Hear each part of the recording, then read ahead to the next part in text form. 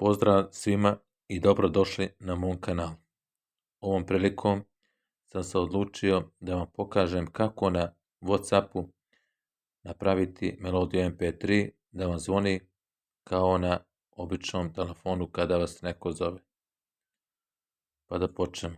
Uđete u WhatsApp, a zatim ove tri tačke sa strane, a onda u podešavanja, a zatim u obavještenje. A onda idete prema dolje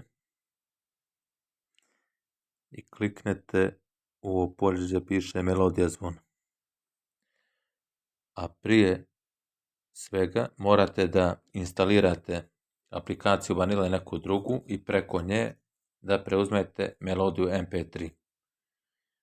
A zatim da se čuvate na neki od fajlova i onda uđete ovdje u ovaj fajl muzika i tu će vam se prikazati sve pjesme koje ste preuzeli MP3. A zatim onda morate da odaberete koju pjesmu ćete da primijenite za zvono. Kada vas neko poziva da vam zvoni. Znači, evo ja ću recimo odabrati ovu od Sobija moja braća.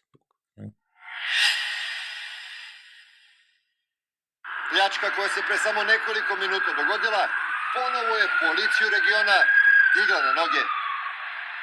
Sobi, jesi ti radio raku? Da li si slov? Onda kliknete na OK i tada ste uspješno postavili melodiju MP3 da vam zvoni. Evo kao što i sami vidite, melodija zvona Sobi moja braća.